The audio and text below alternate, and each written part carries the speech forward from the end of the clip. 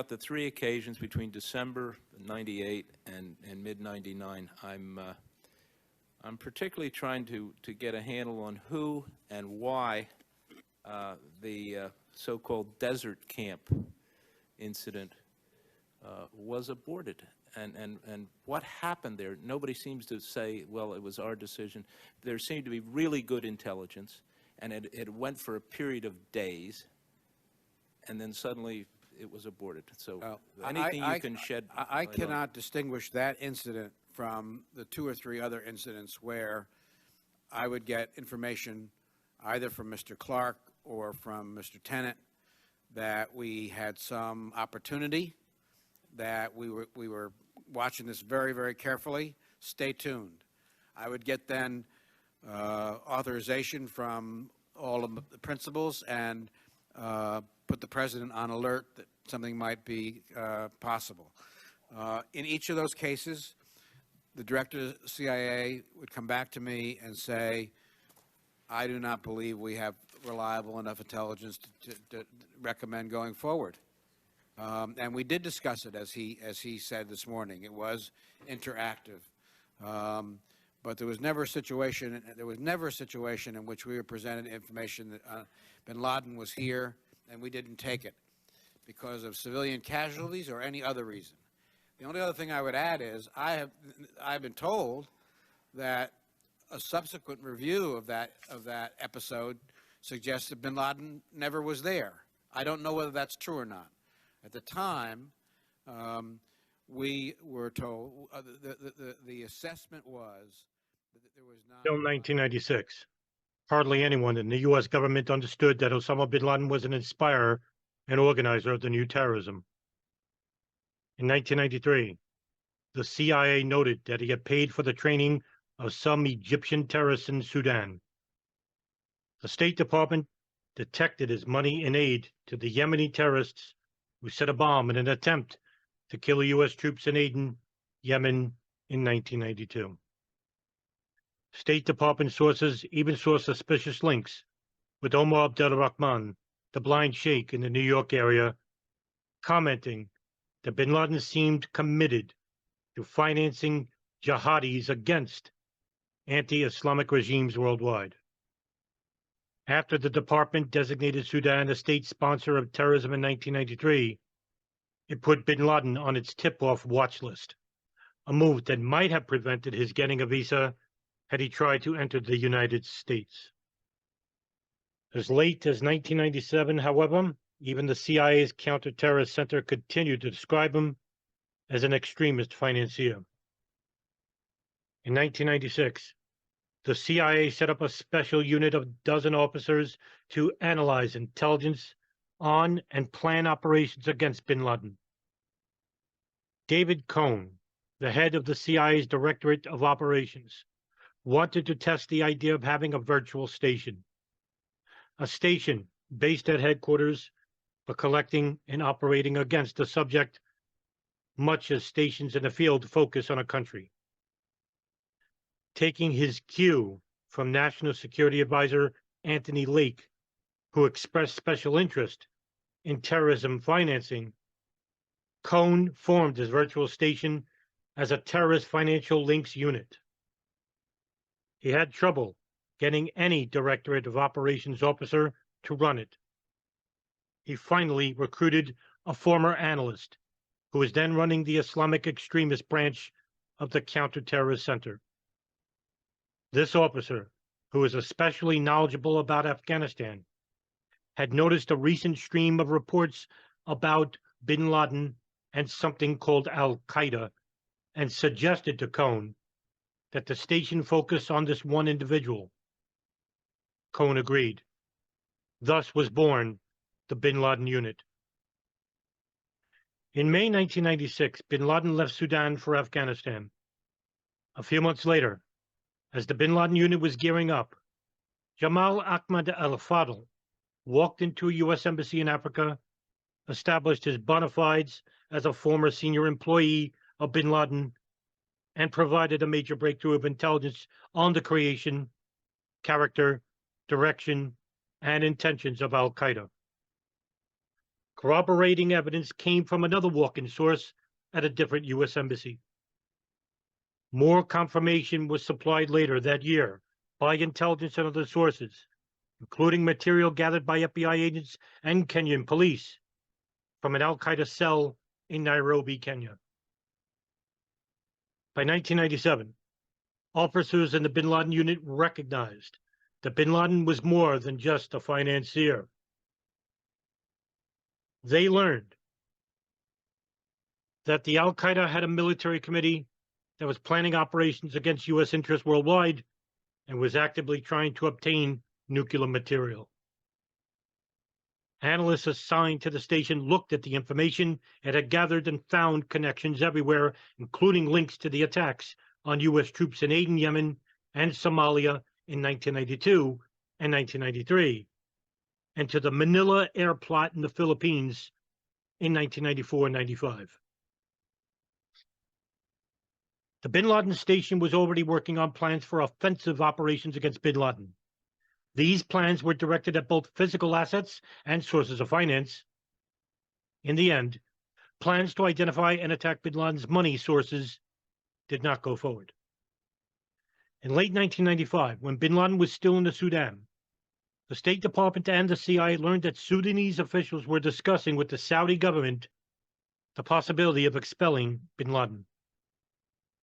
U.S. Ambassador Timothy Carney encouraged the Sudanese to pursue this move. The Saudis, however, did not want bin Laden, giving as their reason the revocation of his citizenship.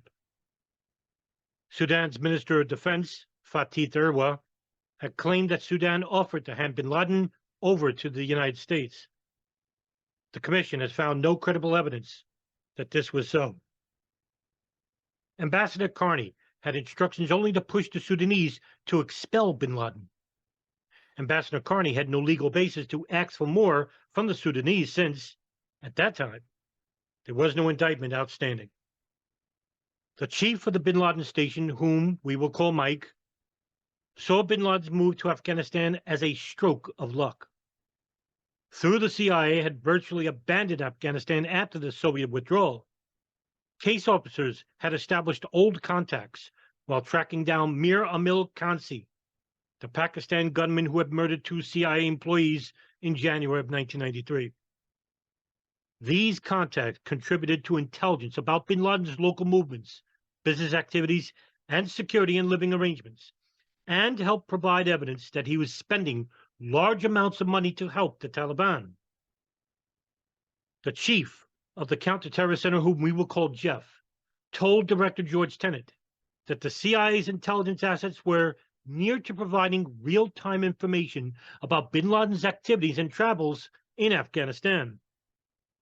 One of the contacts was a group associated with particular tribes among Afghanistan's ethnic Pashtun community. By the fall of 1997, the bin Laden unit had roughed out a plan for these Afghan tribals to capture bin Laden and hand him over for trial either in the United States or in an Arab country. In early 1998, the Cabinet-level Principals Committee apparently gave the concept its blessing. On their own separate track, getting information but not direction from the CIA, the FBI's New York field office and the U.S. Attorney for the Southern District of New York were preparing to ask a grand jury to indict bin Laden.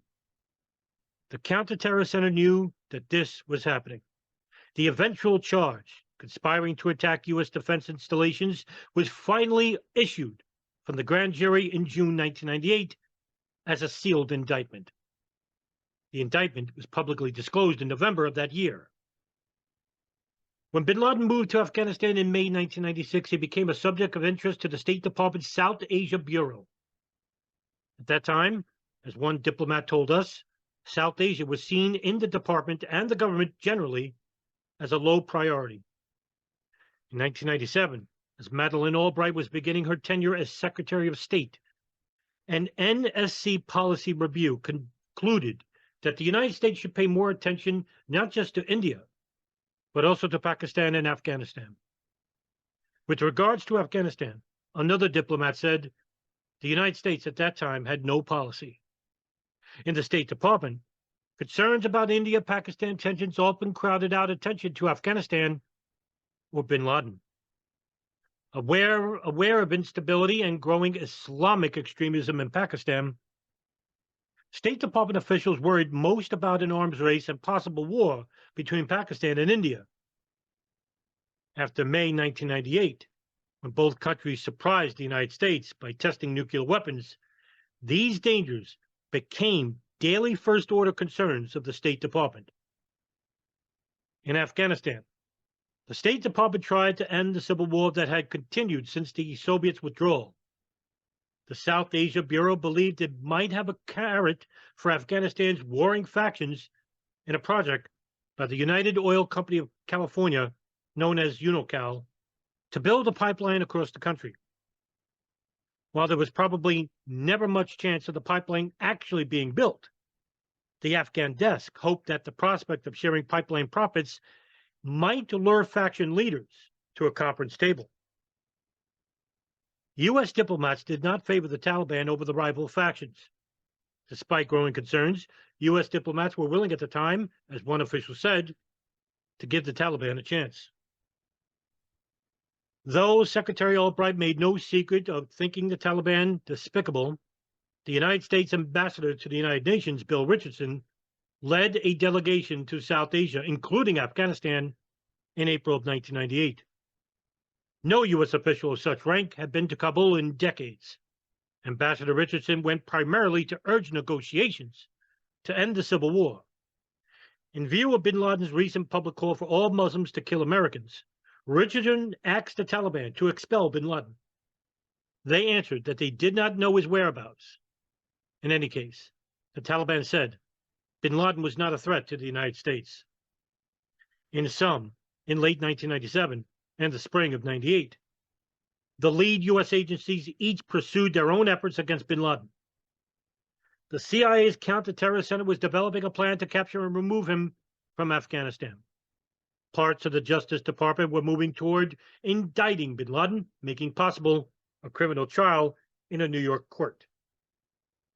Meanwhile, the State Department was focused more on lessening Indo-Pakistan nuclear tensions, ending the Afghan civil war, and ameliorating the Taliban's human rights abuses than on driving out bin Laden.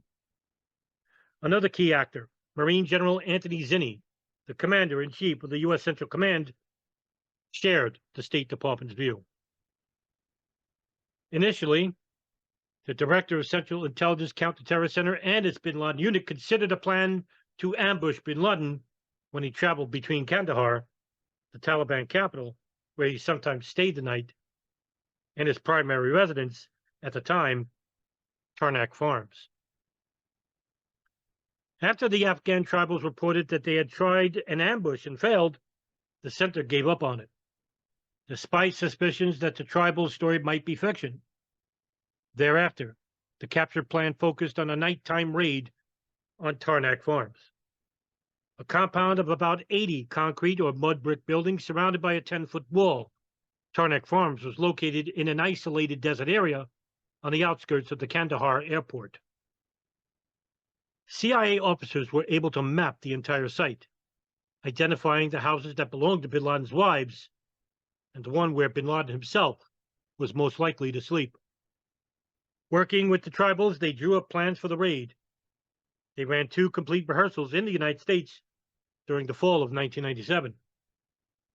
By early 1998, planners at the Counter-Terror Center were ready to come back to the White House to seek formal approval. George Tenet apparently walked National Security Advisor Sandy Berger through the basic plan on February 13th. One group of tribals would subdue the guards, enter Tarnak Farms stealthily, grab bin Laden, take him to a desert site outside Kandahar, and turn him over to a second group.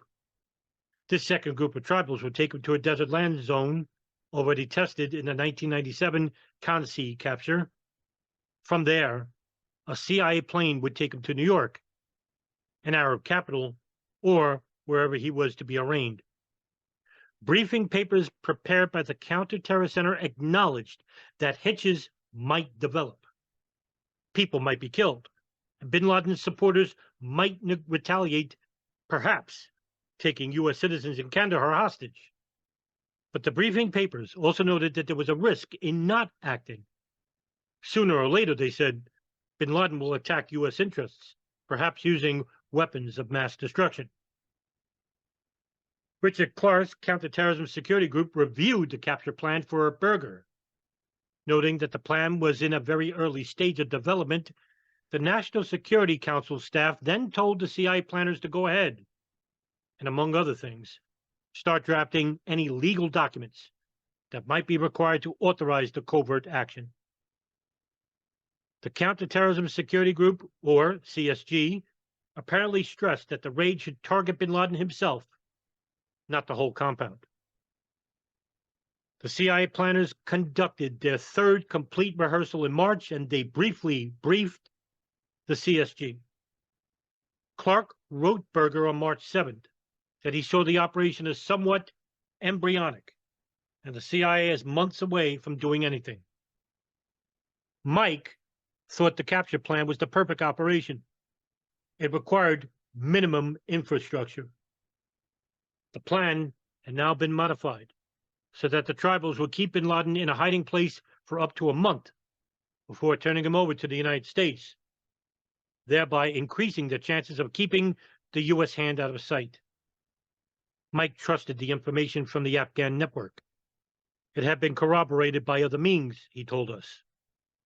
The lead CIA officer in the field, Gary Schroen, also had confidence in the tribals. In a May 6 cable to CIA headquarters, he pronounced their planning almost as professional and detailed as would be done by any U.S. military special operations element. He and the other officers who had worked through the plan with the tribals judged it about as good as it can be. By that, Schroen explained, he meant that the chance of capturing or killing bin Laden was about 40%. Although the tribals thought they could pull off the raid if the operation were approved by headquarters and the policymakers, Schroen wrote about that there was going to be a point when we step back and keep our fingers crossed that the tribals prove as good and as lucky as they think they will be. Military officers reviewed the capture plan and, according to Mike, found no showstoppers. The commander of Delta Force felt uncomfortable with having the tribals hold bin Laden captive for so long, and the commander of the Joint Special Operations Forces, Lieutenant General Michael Canavan, was worried about the safety of the tribals inside Tarnack Farms. General Canavan said he actually thought the operation too complicated for the CIA, out of their league, and an effort to get results on the cheap. But a senior Joint Staff officer described the plan as generally not too much different than we might have come up with ourselves. No one in the Pentagon, so far as we know, advised the CIA or the White House not to proceed. In Washington, Berger expressed doubt about the dependability of the tribals. In his meeting with Tenet, Berger focused most, however, on the question of what was to be done with bin Laden if he were actually captured. He worried that the hard evidence against bin Laden was still skimpy, and that there was a danger of snatching him and bringing him to the United States only to see him acquitted. On May 18th, CIA managers reviewed a draft memorandum of notification, a legal document authorizing the capture operation. A 1986 presidential finding had authorized worldwide covert action against terrorism and probably provided adequate authority. But mindful of the old rogue elephant charge, senior CIA managers may have wanted something on paper to show that they were not acting on their own. Discussion of this memorandum brought to the surface an unease about paramilitary covert action that had become ingrained, at least among CIA senior managers. James Pavitt, the assistant head of the Director of Operations, expressed concern that people might get killed. It appears he thought the operation had at least a slight favor of a plan for an assassination. Moreover, he calculated that it would cost several $1 million. He was not prepared to take that money out of hide and he did not want to go all the necessary congressional committees to get special money. Despite Pavitt's misgivings, the CIA leadership cleared the draft memorandum and sent it on to the National Security Council. Counterterror Center's officers briefed Attorney General Giannarino and FBI Director Louis Freeh, telling them that the operation had about a 30% chance of success. The center's chief, Jeff, joined John O'Neill, the head of the FBI's New York field office, in briefing Mary Jo White, the U.S. Attorney for the Southern District of New York, and her staff. Though Jeff was also used the 30% success figure, he warned that someone would surely be killed in the operation. White's impression for the New York briefing was that the chances of capturing bin Laden alive were nil. From May 20th to 24th, the CIA ran a final graded rehearsal of the operation spread over 3 time zones, even bringing in personnel from the region. The FBI also participated. The rehearsal went well. The Counterterror Center planned to brief cabinet-level principals and their deputies the following week, giving June 23rd as the date for the raid, with bin Laden to be brought out of Afghanistan no later than July 23rd.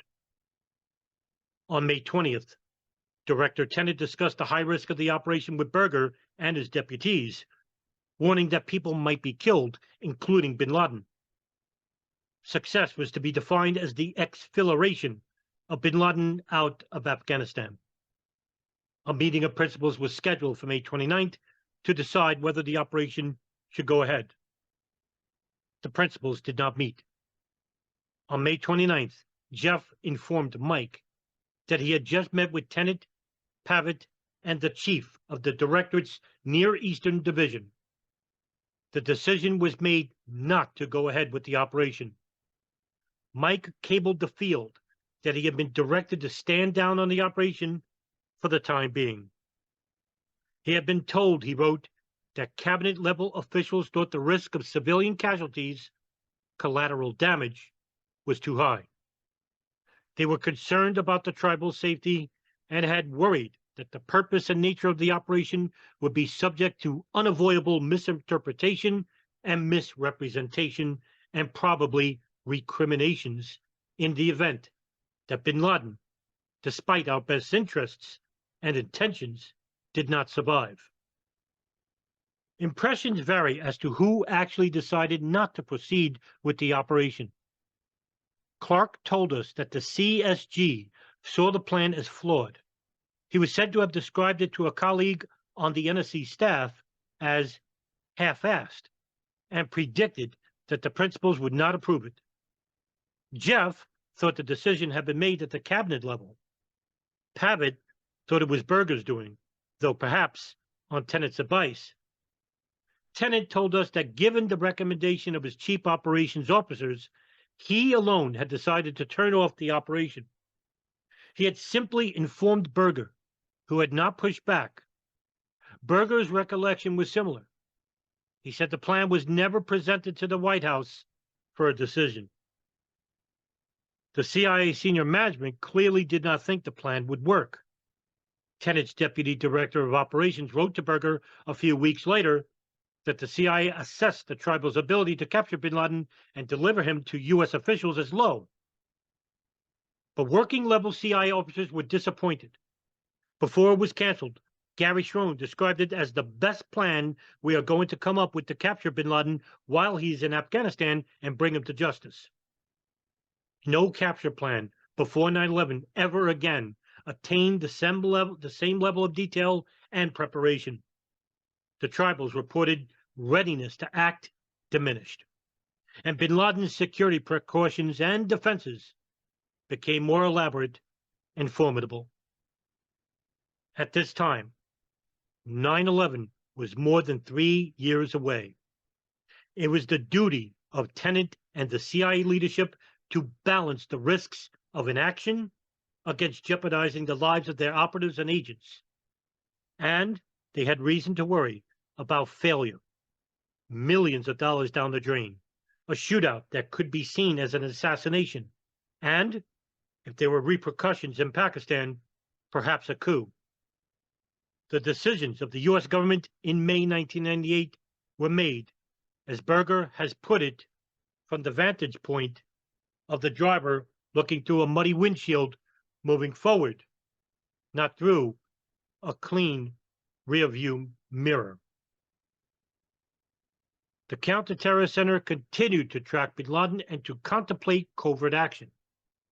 The most hopeful possibility seemed now to lie in diplomacy, but not diplomacy managed by the Department of State, which focused primarily on India-Pakistan nuclear tensions during the summer of 1998.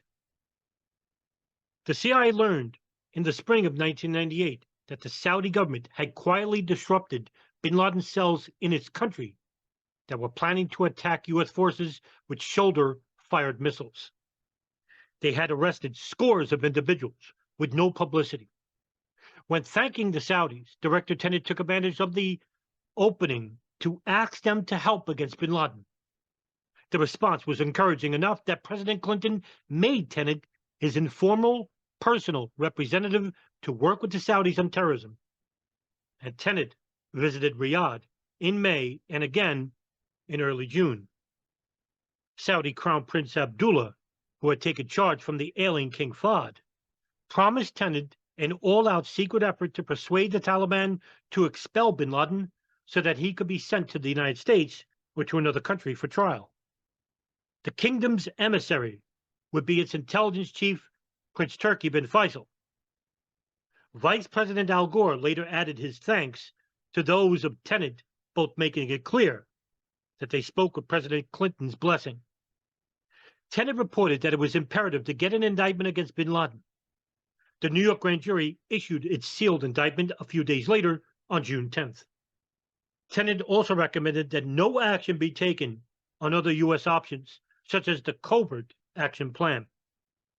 Prince Turki followed up in meetings during the summer with Mullah Omar and other Taliban leaders, apparently employing a mixture of possible incentives and threats. Turki received a commitment that bin Laden would be expelled, but Mullah Omar did not make good on this promise. On August 5th, Clarke chaired a CSG meeting on bin Laden. In the discussions of what might be done, the note-taker wrote, "There was a dearth of bright ideas around the table, despite a consensus that the government ought to pursue every avenue it can address to the problem."